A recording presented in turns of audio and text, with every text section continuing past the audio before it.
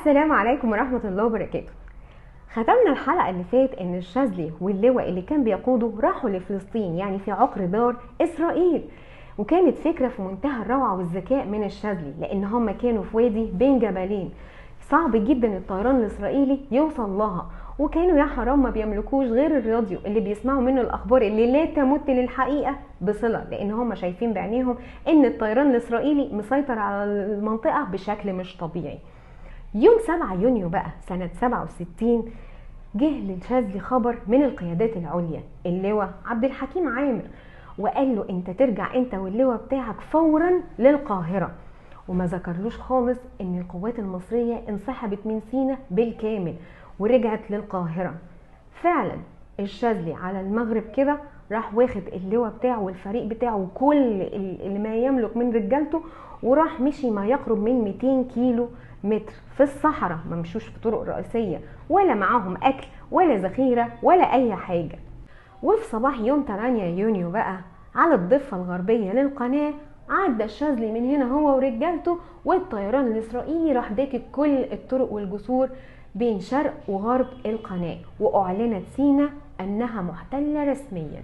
رجع الشاذلي القاهرة، وبعد يومين بالظبط من رجوع القاهرة يوم 11 يونيو تحديدا سنة 67 عينه عبد الناصر قائد للقوات الخاصة اللي بتتمثل في سلاح المظلات والصاعقة. طبعا عبد الناصر ما كانش يجرؤ ان هو يتخطى عبد الحكيم عامر وقتها، لان عبد الحكيم عامر كان هو الرجل المهم، يعني عبد الناصر كان سوري كده مش اكتر. بس عبد الناصر انتهز فرصة ان عبد الحكيم عامر حزين على نكسة 67 وبدأ يعمل تغيير في التشكيلات للقادة بتاع القوات المسلحة. وبعد النكسة مباشرة بدأت بقى حرب الاستنزاف. ايه بقى حرب الاستنزاف دي؟ الغرض منها هو استنزاف طاقة العدو وابقاء حالة الحرب، يعني انتوا لسه ما انتصرتوش، الحرب لسه شغالة. هنا بقى كان دور الشاذلي كقائد للقوات الخاصة، لان هو كان ماسك سلاح المظلات والصاعقة، كون كذا مجموعة، المجموعة الواحدة مكونة من 5 أفراد، وكان كل مجموعة ليها دور معين. يعني مثلا مجموعة كانت ترازف أي دورية إسرائيلية معدية، وكان مجموعة تخرب وتحرق أي معدات إسرائيلية، ومجموعة كانت بتضرب كده مدفعية من بعيد لبعيد. انتوا عارفين ليه بقى سنة 69 الغارات الجوية الإسرائيلية بتاعت بحر البقر فاكرينها ما ضربتش في القوات المصرية غير مقر القوات الخاصة في أنشاص، لأن الشاذلي كان عامل لهم قلق. في الوقت ده بقى عبد الحكيم عامر انتحر أو اتقتل، مش موضوعنا. من هنا بدأت إسرائيل بحرب استنزاف ردا على الحرب الاستنزاف بتاعتنا في منطقة البحر الأحمر، ومن أشهرها عملية الزعفرانة. وكالعادة عبد الناصر خلى الشاذلي يتولى قيادة منطقة البحر الأحمر كلها. طبعا الشاذلي تصدى لهجمات الإسرائيليين في منطقة البحر الأحمر، وتصدى أهل جزيرة شدوان للعدوان. حلوة دي. وفي 28 سبتمبر سنة 1970 توفي عبد الناصر وماسك السادات. السادات ما كانش عاجبه ابدا وضع الضباط الاحرار ولا القاده بتوع عبد الناصر، راح قايم بثوره سماها ثوره التصحيح، وشال فيها كل القاده بتوع عبد الناصر من ضمنهم صبري والشعراوي الا الشاذلي. السادات ما كانش بيشهد للشاذلي غير بكفاءه وخبراته العسكريه وذكائه، وعشان كده مسكه منصب رئيس اركان القوات المسلحه في 16 مايو سنة 1971. ومن ساعة ما الشاذلي ما تولى منصب رئيس أركان القوات المسلحة وهو عمل الآتي: أول حاجة إن هو زود القوى البشرية للجيش من 800 ألف لمليون و200 ألف ضابط وجندي، وكان صاحب أول فكرة لتخصص الضباط في سلاح معين في فترة تدريبية مدتها 5 شهور، وزود بيها أو ضاعف بيها الضباط من 36 ألف ل 66 ألف. والشاذلي كمان كان صاحب فكرة المآذن العالية اللي اتنفذت في حرب 73. ومن خبرة الشاذلي بقى من الحروب اللي دخلها مع الإسرائيليين عارف كده كام نقطة ضعف ياخدها على الجيش الإسرائيلي. أولها عدم تحملهم للخسائر البشرية، علشان كده تلاقيهم مركزين على جهاز الدفاع الجوي اللي هو يضرب ويطلع يجري. تاني حاجة إطالة مدة الحرب، كل ما طولنا مدة الحرب كل ما دي كانت كارثة بالنسبة للاقتصاد الإسرائيلي، لأن الجيش الإسرائيلي مكون من مدنيين شغالين في المزارع والمصانع وفي الاقتصاد عامة، فأنت لما تطول مدة الحرب فالاقتصاد الإسرائيلي هينهار. علشان كده بيحبوا الحروب القليلة أو اللي أيامها قليلة، زي الحرب الأيام ال6 أو ال5 من حزيران. غير بقى ان احنا بقى عندنا دفاع جوي على قدنا، اي نعم، بس نعرف نرازيهم في الحته اللي هم بيرازونا فيها دايما، اللي هو دايما بيضربونا وبيضربوا جيوشنا من الخلف. فكانت خطه الشاذلي عبقريه جدا. الشاذلي قال ايه بقى وكانت خطته ايه؟ قال احنا هنعبر القناه وهنضرب خط بارليف، هنتقدم بعد خط بارليف 10 او 12 كيلو، وجنبنا البحر المتوسط، والجنب التاني خليج السويس، ومن ورانا قناة السويس، يعني كده محدش هيعرف يمسكنا. فكرة عبقرية يا شاذلي. في نقطة بقى لازم ناخد بالنا منها، ان في الوقت ده كانت سوريا في اشتباكات مع الجيش الاسرائيلي في منطقة الجولان، طبعا كلنا عارفينها. حاجة تانية ان المشير احمد اسماعيل كان معارض لفكرة المآذن العالية بتاعة الشاذلي، ووقتها كان المشير احمد اسماعيل وزير الحربية، غير ان كان في مشاكل بين المشير احمد اسماعيل والشاذلي في الكونغو، فاكرين؟ تقوم الحرب في يوم 6 اكتوبر سنة 73 وتتنفذ خطة بدر اللي هي خطة المآذن العالية بحرفنة عالية جدا قدام الشاذلي والسادات والمشير احمد اسماعيل، ونطلع بخسائر اقل من المتوقع.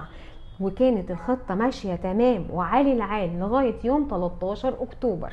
طبعا احنا عارفين ان كان في مطحنة بين سوريا واسرائيل في منطقة الجولان. سوريا راحت استغاثت بالسادات وقالوا له زود الضغط على اسرائيل من عندك شويه في سيناء علشان يخفوا علينا احنا هنا في الجولان شويه، ويطلع السادات بقرار سياسي لا يمت للعسكريه بصله، ويتقدم بالقوات المصريه بعد ال 12 كيلو اللي قال عليهم الشاذلي، ويضرب في الجيش الاسرائيلي. يصرخ الشاذلي ويقول يا جماعه احنا ما عندناش غطاء جوي.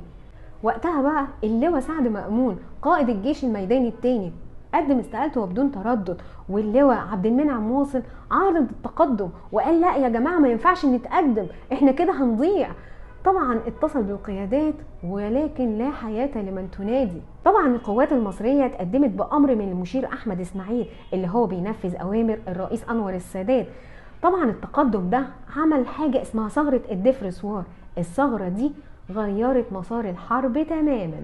دخلت اسرائيل وعبرت القناه وبداوا يزحفوا لغايه ما بداوا يدخلوا على مشارف القاهره. اللي بيحصل ده يا جماعه؟ طبعا خسرنا كتير من الدبابات وكتير من القوات البشريه بتاعتنا، والعلاقه اتوترت بين السادات وبين الفريق سعد الشاذلي بسبب الثغره دي. وفي 13 ديسمبر بقى سنه 1973 بلغ السادات سعد الدين الشاذلي عن طريق المشير احمد اسماعيل ان تم تعيينه سفير مصر في لندن. طبعا الشاذلي ازبهل، ايه اللي بيحصل ده؟ راح رفض وقدم استقالته كمان. راح السادات بعت له قائد القوات الجويه محمد حسني مبارك علشان يقنعه ان هو يمسك سفير مصر في لندن، ورفض برضه. راح السادات قال لك ما بدهاش، تعالى يا شاذلي مالك بس في ايه، احنا عايزينك معانا وانت راجل مهم بالنسبه لنا. الشاذلي ادرك وقتها بذكائه ان السادات عايز يبعده عن الميادين القتاليه وخاصه في القوات المسلحه. راح موافق ان هو يمسك سفير مصر في لندن، وكالعاده الشاذلي لازم يثبت وجوده في اي مكان يمسكه. اسم الشاذلي لمع في السفاره المصريه في لندن، وخاصه بعد المناظره اللي كانت بينه وبين السفير الاسرائيلي واكتسحوا فيها. ده غير بقى الغدا اللي عزمته عليه مارجريت تاتشر في السفاره المصريه، يا راعبهم يا شاذلي. وبعد ما كان الشاذلي مسك سفير مصر في لندن، راح السادات بعته يمسك سفير مصر في البرتغال. قعد 3 سنين في البرتغال، وسنة 1978 يمضي السادات اتفاقية كامب ديفيد. راح الشاذلي رفض وقال له انت غلط. وفي 19 يونيو بقى سنة 1978 يقدم الشاذلي استقالته من سفارة مصر في البرتغال ويسافر على الجزائر ويعلن معارضته على السادات من هناك. وفي لقاء اذاعي اتسأل الشاذلي قالوا له هو انت مسافر الجزائر علشان خاطر تهاجم مصر من هناك؟ قال لهم لا، مصر فوق الجميع، ولكن الحكومات متغيرة ولكل واحد ليه رأيه في سياسة الحكومة. عاش الشاذلي في الجزائر ما يقرب من 14 سنة. ألف كتاب عن حرب أكتوبر وسماه حرب أكتوبر. نشر الكتاب في 1 أكتوبر سنة 1980، يعني قبل وفاة السادات بسنة كاملة. في كتاب حرب أكتوبر بتاع الشاذلي كان نفى فيها قصة احنا عشناها لسنين طويلة قوي، ألا وهي إن مبارك صاحب أول ضربة جوية. إيه يا شاذلي ده أنت هتودينا كده في داهية. الشاذلي اتحاكم في الموضوع ده سنة 83 غيابيا بتهمة تسريب أسرار عسكرية، واتحطت كل ممتلكاته تحت الحراسة، غير ان صوره في حرب أكتوبر اتشالت من الكتب الرسمية والمناسبات. وفي 14 مارس بقى سنة 1992 قرر الشاذلي ان هو هيرجع مصر، وفي المطار اتقبض عليه. ما هو مش معقول يا شاذلي هتكتب وتشرد عليهم وفي الاخر هيسيبوك كده في حالك. اخدوا منه النياشين والأوسمة بتاعته، وغير كده حطوه في السجن الحربي. وفي اكتوبر سنة 1993 خرج الشاذلي بعفو رئاسي، ولكن اتقطع معاشه بالكامل. في يوم 10 فبراير سنة 2011 توفي الفريق سعد الشاذلي. فاكرين اليوم ده وفاكرين السنة دي؟ افكركم انا.